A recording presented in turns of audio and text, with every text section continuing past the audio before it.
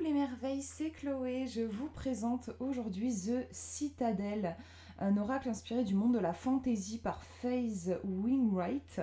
Donc c'est un jeu qui est en anglais mais qui est juste superbe. Regardez, on voit le titre et du coup les petites feuilles qui sont en doré. On va retrouver aussi des dorures sur les cartes. Moi, je suis particulièrement sensible au monde fantastique, fantaisiste, et je sais que je suis pas la seule. Je sais que les gens qui sont passionnés par les oracles et les tarots sont souvent des gens qui adorent regarder des films, des séries ou lire des romans fantastiques. J'ai jamais rencontré quelqu'un qui n'aimait pas ce monde-là et qui tirait les cartes en fait. Donc je pense que c'est un jeu qui va trouver pas mal d'adeptes. On est sur des références ici comme Le Seigneur des Anneaux par exemple. Donc on a vraiment ce côté voyage initiatique, on a aussi un truc assez médiéval, hein, médiéval fantastique en fait. Et c'est un jeu qui a été créé par des gens qui sont passionnés de jeux de rôle. Alors ça pour le coup je connais pas du tout. Mais voilà, c'est du coup des gens qui adorent jouer à, je crois que ça s'appelle Donjons et Dragons. Et donc, si vous aussi vous êtes fan de jeux de rôle, c'est un jeu qui peut être utilisé aussi pour alimenter vos jeux de rôle. Et ça, c'est expliqué dans le livret. Donc moi, j'ai pas tout compris parce que comme c'est pas du tout pour le coup quelque chose que je maîtrise, j'ai pas tout capté. Mais bon, vous, si c'est votre trip, vous comprendrez parce que tout est rédigé dans le livret. Donc je vous montre la boîte un petit peu sous toutes ses coutures parce qu'elle est juste trop trop belle.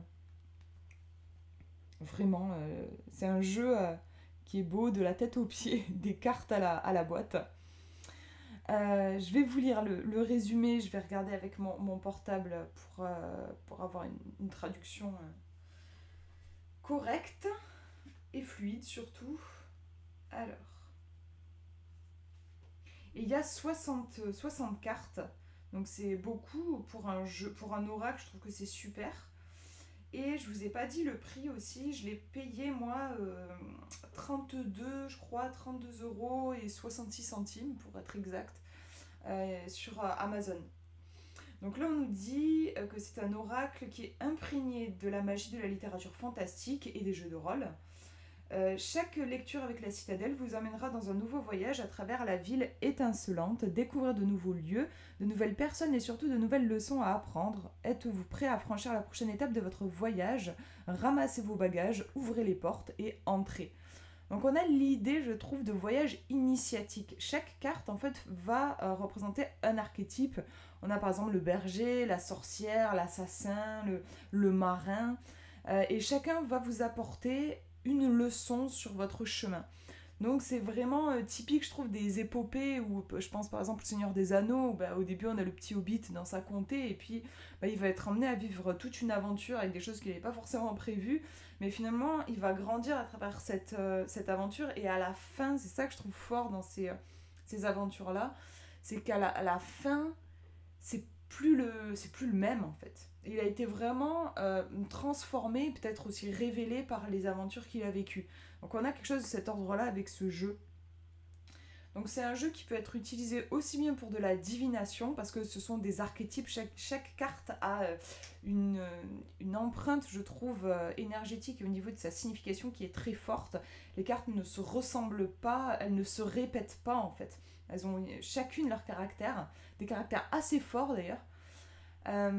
Donc vous pouvez l'utiliser pour de la divination, mais aussi pour faire un travail de développement personnel, puisque voilà, on a ce côté initiatique et ces leçons, c'est ces cartes qui sont porteuses de leçons en fait. Donc je vais vous montrer, alors ça s'ouvre comme ça, c'est rigolo. Hop, vous avez, alors c'est trop beau, vous avez un petit peu de latin parfois sur les cartes, c'est intéressant de traduire si vous ne comprenez pas, d'aller traduire. Moi, à chaque fois que je l'ai fait, ça m'a beaucoup aidé dans la signification de la carte, à comprendre et à pouvoir interpréter la carte. Donc là, j'avais essayé de faire une traduction et je crois qu'en gros, ça dit chaque homme est le charpentier de sa propre bonne fortune, de sa destinée en fait. Et oui, et on retrouve, je vous ai pas dit, les éléments, ça aussi, je trouve ça super parce que moi j'adore travailler avec les éléments. Et en fait, là, vous allez avoir des familles de cartes qui correspondent à des endroits de la citadelle, parce qu'on se promène en fait dans une citadelle. C'est comme si ce jeu c'était une carte d'une citadelle. Donc on vous explique que vous avez en fait, c'est des cercles, c'est comme des quartiers. Vous avez un premier cercle, ensuite un cercle un peu plus grand et un cercle un peu plus grand. Et on vous explique que tel élément correspond à tel cercle de la cité. C'est très bien expliqué. Et donc vous allez retrouver ces symboles sur les cartes aussi. Donc ensuite, hop, ça coulisse comme ça. Je vous montre un petit peu le jeu sous toutes ses coutures parce c'est vraiment, c'est très décoré, c'est très beau. Hop, donc là, les cartes, que je les abîme pas. Et voilà l'intérieur. Alors on va regarder le livret dans un premier temps et puis ensuite on va regarder les cartes. Donc voilà le livret qui est assez épais, qui fait 181 pages, donc ça fait un bon petit livret. Donc au début on vous explique ce que je vous ai dit là, que ce sont des passionnés, les créateurs sont des passionnés de jeux de rôle, et qui s'inspirent aussi de toute cette littérature fantastique fantaisiste. Au début vous avez un guide rapide où vous voyez on retrouve en fait les cartes par famille.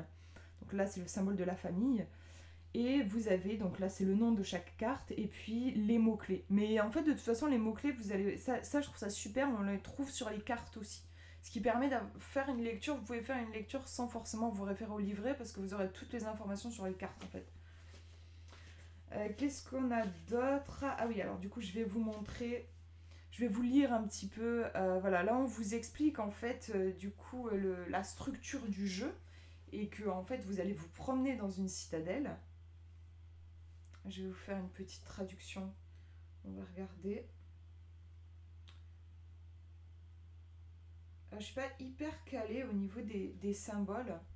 Du coup, je m'étais fait une petite anti-sèche sur l'ordi. Mais de toute façon, c'est détaillé après hein, dans le livret. Donc voilà, il n'y a pas de souci si jamais vous aussi vous ne maîtrisez pas trop. Là, en fait, c'est le symbole du feu ici. Et on vous dit en dessous, je vais vous lire ce qu'on nous dit en dessous. En plein centre de la citadelle, nichée parmi tous les autres quartiers, se trouve la cour. Les cartes de ce symbole, donc, représentent l'accomplissement, achèvement, mais aussi les liens incassables et voilà, un côté responsabilité. Pour ce signe-là, je crois que c'est le signe de l'air, si je ne me trompe pas. Ouais, c'est ça. Pour le signe de l'air, encerclant la cour, donc encerclant la cour, c'est ce symbole-là. Encerclant la cour se trouve l'académie, représentant ceux qui s'épanouissent dans les actes d'étude et d'ingéniosité, parce qu'on est sur l'élément R. Ces cartes représentent l'apprentissage, les aspirations, le développement. Voilà. Donc on vous explique ça pour les 4, du coup, en fait vous allez avoir 4 quartiers de la citadelle, donc, qui sont détaillés ici. C'est très sympa, je trouve, parce que ça permet du coup de. J'aime bien. Vous pouvez presque vous situer, enfin vous pouvez même carrément vous situer géographiquement quand vous faites un tirage, voir dans quel quartier vous vous situez. Est-ce qu'il y a, si vous faites un tirage avec plusieurs cartes, plusieurs quartiers qui se rencontrent, est-ce qu'il y a une majorité de cartes qui représentent un certain quartier? Qu'est-ce que ça veut dire? Déjà, ça vous donne beaucoup d'informations, c'est super intéressant. Ensuite, on arrive sur les significations des cartes. Alors au début, vous avez encore un mot donc, sur le quartier en question. Donc là, voilà, la cour, c'est ce que je vous expliquais sur l'élément feu. Là, vous avez un texte même qui est un petit peu plus long, qui vous explique un petit peu ce que c'est. Où est-ce que ça se situe donc hein, dans la citadelle. Et après, vous avez la signification des cartes. Donc les cartes ne sont pas numérotées. Pour les retrouver dans le livret, il va falloir chercher le symbole. Vous voyez ici, elles sont trop belles les cartes. Vous retrouvez le symbole ici, donc vous savez qu'il faut vous référer donc à ce chapitre-là. Et puis après, c'est classé par ordre alphabétique. Donc voilà, ici, vous retrouvez le nom de la carte, sa représentation, avec les mots-clés que je vous disais qui sont écrits. Vous avez ici, en gros, c'est une petite histoire, vraiment comme si c'était assez immersif, comme si vous étiez en train de regarder un film. Comme si vous viviez dans la citadelle. Et ensuite, deuxième petit paragraphe, là on vous donne la signification, on va dire, divinatoire. Et ici, vous avez un petit paragraphe qui vous indique la signification de la carte si elle est renversée. Parce que c'est un jeu que vous allez pouvoir utiliser aussi en position renversée. Et voilà, vous avez ça pour chaque carte. Voilà, je vous en montre une autre, mais de toute façon, je vous ferai un tirage à la fin de la vidéo, et puis je pense que je vous ferai de toute façon d'autres vidéos avec ce jeu. À la fin, vous avez, ça j'aime toujours, vous avez des tirages qui ont été créés spécifiquement pour ce jeu. Vous voyez, c'est des tirages qui portent les noms des quartiers de la citadelle. Et vous avez plein de propositions. Ce sont des tirages en plus à 3 cartes. Moi, j'aime beaucoup. J'aime pas quand il y a trop de cartes en général. Voyons, on vous fait plusieurs propositions. Le fameux passé, présent, futur. Mais il y a aussi d'autres propositions ici. Voilà. Et puis à la fin, on vous dit que vous pouvez aussi... vous avez aussi le tirage du bouclier, de l'épée. Et à la fin, voilà, on vous dit que vous pouvez bien sûr l'utiliser en complément d'un tirage de tarot. Voilà. Pour compléter un tirage. Tarot ou autre oracle d'ailleurs aussi. Voilà pour le livret. Du coup, on va regarder les cartes qui sont originales au niveau de leur coupe. Vous voyez, voilà, j'ai pas d'autres jeux comme ça. On retrouve donc la citadelle à l'endroit et à l'envers, puisque c'est un tirage qu'on peut faire, c'est un jeu qu'on peut utiliser à l'endroit comme à l'envers. On retrouve les 4 quartiers qui correspondent aux 4 éléments. Et des petites flammes, ou peut-être de la brume, mais j'ai plus l'impression que c'est des flammes autour. Les tranches sont neutres. Et on va regarder. Alors oui, juste, je vous ai pas dit sur la qualité. Moi, j'ai été... Après, voilà, je trouve que... Je sais pas, en fait. Je ne sais pas, je l'ai que depuis hier. J'étais très ravie et très heureuse de vous le présenter. J'ai pas réussi à attendre. Est-ce que ça va être un problème sur la durée? Je sais pas. Moi, honnêtement, quand je les ai touchées comme ça, je me suis dit, mince, est-ce qu'elles sont pas un peu fines? Est-ce que le carton n'est pas un peu léger? Je sais pas. Je me suis posé la question. En tout cas, bon, j'ai fait pas mal de tirages avec. Pour le moment, ça va. Mais bon, je dis pas mal de tirages. Je l'ai depuis hier. Donc, je sais pas encore sur la durée. J'espère vraiment qu'elles vont pas s'abîmer. Parce que vous allez voir, c'est des petites œuvres d'art. Vraiment, c'est trop, trop... On va retrouver du doré sur toutes les cartes. Moi, j'adore. Donc, vous voyez ici le titre donc de l'archétype, le poète. Et ici, on va nous parler de relations et vulnérabilité. J'aime bien aussi parce que les mots-clés ici comment dire, souvent vous avez des synonymes. Là, c'est pas un synonyme. Relation et vulnérabilité, ce sont pas des synonymes. Et j'apprécie ça parce que du coup, en fait, ça va vous donner 2 angles de vue différents pour interpréter la carte. C'est assez riche du coup. J'aime bien. Peut-être que dans votre contexte, c'est le côté relation qui va vous parler, et peut-être que dans un autre contexte, ce sera plus le mot vulnérabilité. Hop, alors attendez, voilà.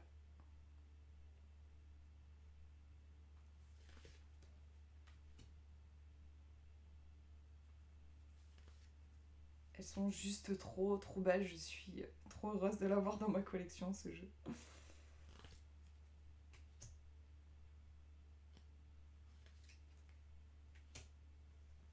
Le danseur. Vous voyez que parfois on a du latin, ce que je vous disais.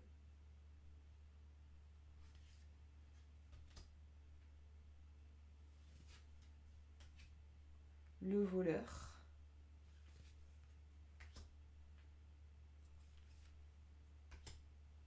Là aussi, un petit peu de latin. Avec l'alchimiste. Hop là. Très très belle, celle-là aussi, j'adore. L'orateur pour la communication et la confiance. Le forgeron.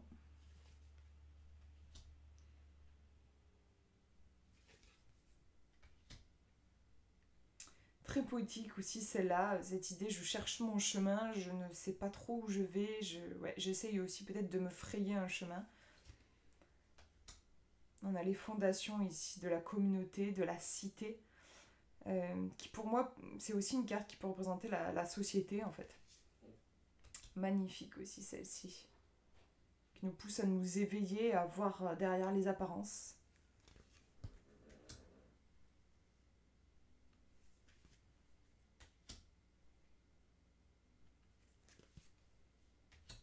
Le chasseur.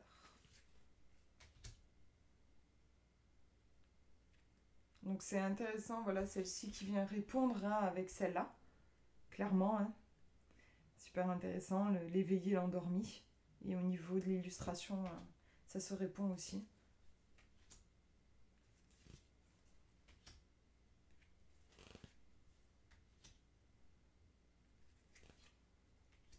Il y a vraiment beaucoup de sujets qui sont explorés.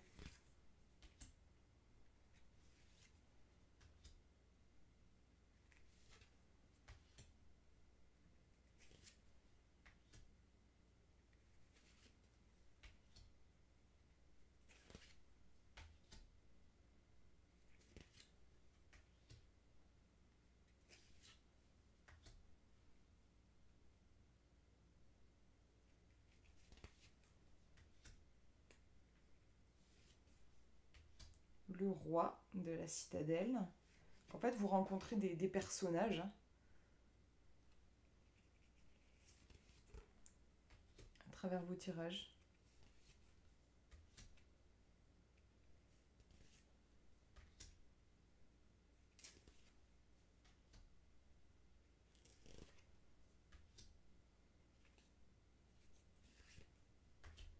L'archer.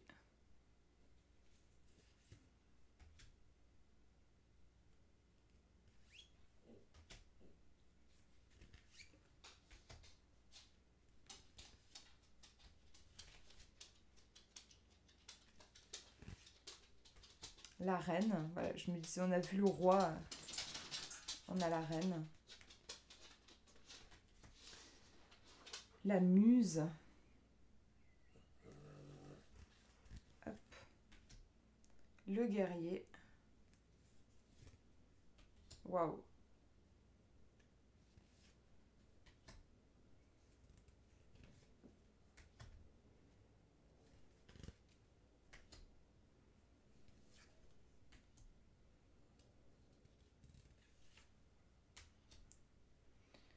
Là aussi, on retrouve un peu de latin. Être amoureux de son propre destin.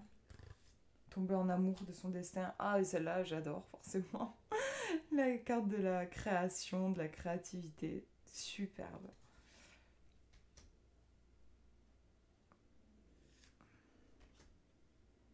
Et voilà la dernière. Bon, vraiment, trop beau, trop beau.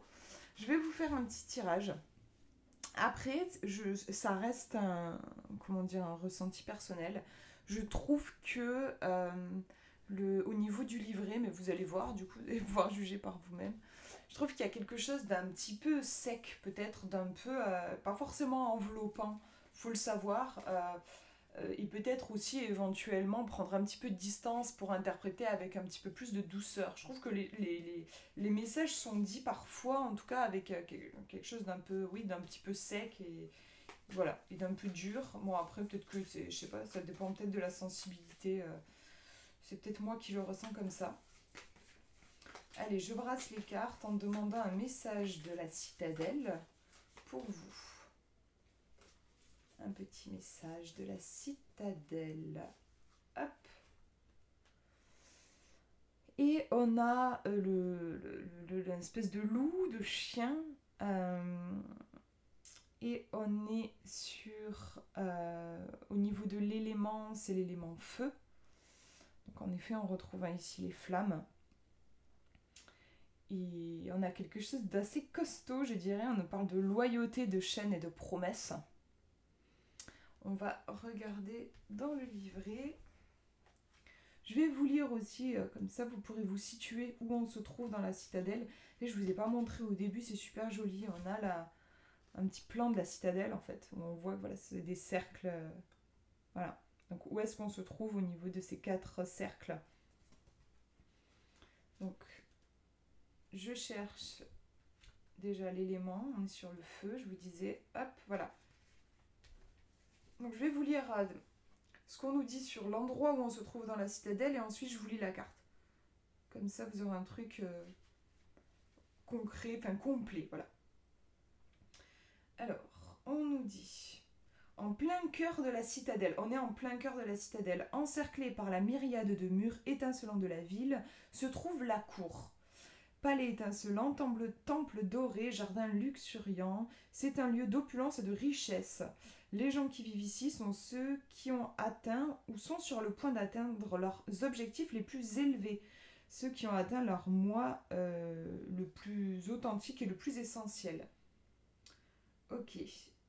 Les cartes qui donc ont cet élément, les cartes qui se situent dans cet espace-là de la citadelle représentent l'accomplissement et l'achèvement, mais aussi les pièges et les liens. Et c'est vrai que là, j'ai l'impression qu'on est peut-être dans cette histoire de liens. Hein. On nous dit, hein, on nous parle de chaînes. Les chaînes et les risques qui accompagnent le poids de la responsabilité ultime. Là, on est sur ça. Hein. Le pouvoir est une arme à double tranchant. Êtes-vous prêt à l'atteindre ? L'élément du feu règne sur ceux de la cour. Sauvage et énergique, c'est la fin nécessaire pour atteindre vos objectifs, mais elle est aussi dévorante, prête à dévorer les imprudents et à avaler même les plans les mieux conçus. La puissante énergie du feu vous donne la force de faire face aux actions extérieures, à l'ambition et à l'ego. Donc là, je vous ai lu ce qui est en lien avec le petit triangle ici. Et maintenant, on va lire la carte. Et déjà, je trouve que ça nous donne des informations, c'est intéressant. On voit qu'on est dans quelque chose, peut-être, une énergie assez passionnée, qui peut-être nous enchaîne, nous étouffe. Alors, je cherche, voilà, j'y suis. Je vous fais une traduction. Je vais même vous lire en position renversée, comme ça vous aurez vraiment une idée de comment ça s'exprime. Le livret parle. Donc c'est le limier. Je ne savais pas comment ça se traduisait. The Hound, là, c'est le limier. Le limier fait les 100 pas, attendant les ordres. En jurant fidélité à un autre, il a appris, on va dire au pluriel, hein, en jurant fidélité à un autre, ils ont appris, c'est mal traduit, ils ont pris leur place dans le monde. Et ce qui est le plus important pour eux, non, excusez-moi, c'est vraiment le bordel, c'est mal traduit. En gros, ils ont juré fidélité et ils ont pris une place dans le monde qui leur a été octroyée par leur maître. En gros, c'est ça l'idée. Mais en fait, du coup, ils ont perdu leur liberté. La dévotion du chien vient d'un amour profond, les aveuglant sur une vie au-delà de la personne à qui ils ont prêté serment. Ils ont trouvé la sécurité en sachant d'où viendra le prochain repas, mais une partie d'entre eux aspire encore à la nature. Donc ça, c'est la petite histoire. Ensuite, on vous donne dans le deuxième paragraphe l'interprétation. Les promesses ne sont pas faites à la légère et vous commencez peut-être à réaliser qu'un accord que vous avez conclu comporte plus de restrictions que vous ne le pensiez. Tenir parole est important, mais ne vous laissez pas abuser. Il n'est pas trop tard pour décider qu'une relation, un accord, une situation ne vous profite plus. Ne vous accrochez pas aux liens par sentiment de loyauté erroné ou par perte de temps. Parfois, la meilleure voie à suivre est de se libérer et de recommencer. Donc là, c'est le message de la carte. Clairement, on a cette idée de attachement, oui, mais attention à ce que ça ne vous prenne pas plus que ça vous donne. Est-ce que c'est quelque chose dans lequel vous trouvez votre équilibre ? On a cette idée ici. La carte renversée nous dit « Les expériences passées vous ont fait hésiter à vous engager et vous avez du mal à vous laisser faire confiance à cause de la façon dont vous avez été blessé dans le passé. Toutes les connexions ne sont pas faites avec l'intention, pour vous, avec une mauvaise intention. En gros, tout le monde ne veut pas vous piéger. Embrassez la guérison et laissez-vous croire que cela peut mener à quelque chose de positif. » Donc oui, en inversé, ça va être justement, j'ai du mal à m'engager parce que j'ai du mal à faire confiance. Donc voilà, comment on pourrait résumer ? En gros, on a un attachement fort. Dans un tirage, ça serait intéressant de tirer une autre carte pour voir à quoi je suis attachée. Peut-être que des fois c'est évident, peut-être pas forcément. À quoi je suis attachée et finalement qu'est-ce que je perds, qu'est-ce que je gagne. Est-ce qu'il n'y a pas peut-être quelque chose à tempérer ? Je rappelle que voilà, on est sur l'élément feu ici, sur un lien qui peut-être est plus étouffant que nourrissant. Voilà pour du coup cette présentation. Je suis très heureuse de vous l'avoir montré. Ce jeu, je le trouve superbe et très très riche. Vous le retrouverez, je pense, sur la chaîne. Je vous fais de gros bisous, prenez bien soin de vous.